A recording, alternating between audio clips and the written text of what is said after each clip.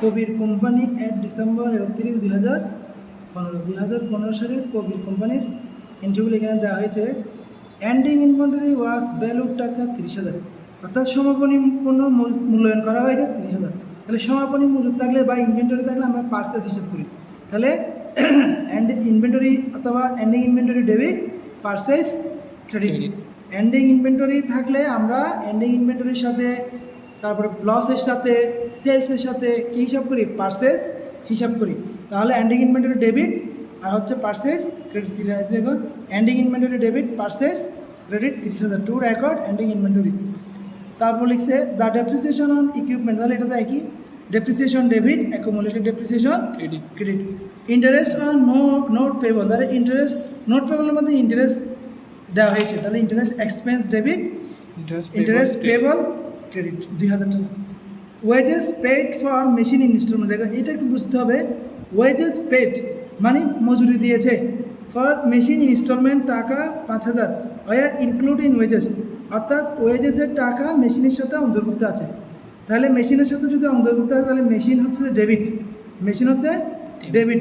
আর এই যে ওয়েজেসের টাকা তো পাইনি, টাকাটা তো মেশিনের সাথে অ্যাড হয়ে গেছে, তাহলে সেটা বকেয়া রয়ে গেছে না। তাহলে ওয়েজেস পেবল ক্রেডিট, অথবা এখানে কি লিখছে? ওয়েজেস এক্সপেন্স না পেবল? ওয়েজেস এক্সপেন্স, তাহলে এখানে ওয়েজেস এক্সপেন্স ক্রেডিট। মেশিনটা হচ্ছে ওয়েজেসের টাকাটা মেশিনের ইনস্টলমেন্টের সাথে অ্যাড হয়ে গিয়েছে, তাহলে টাকাটা কোথায় আছে? মেশিনে আছে, তাহলে machine debit.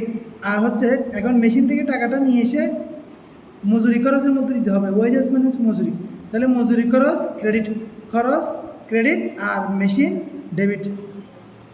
Merchandise destroyed by fire, এটা ডেস্ট্রয় বাই ফায়ার মানে আগুনে বিনষ্ট, তাহলে আগুনে বিনষ্ট হচ্ছে ক্ষতি, আগুনে বিনষ্ট ক্ষতি।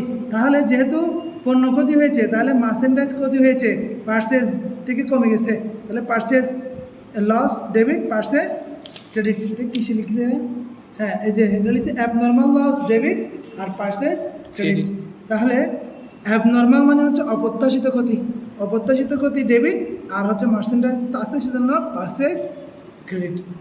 তারপর হচ্ছে সেলস উইদাউট প্রফিট 5,000 টাকা, সেলস লাভ ছাড়া বিক্রি করেছে, তাহলে লাভ ছাড়া যদি বিক্রি করে তাহলে এটা কি? লস না?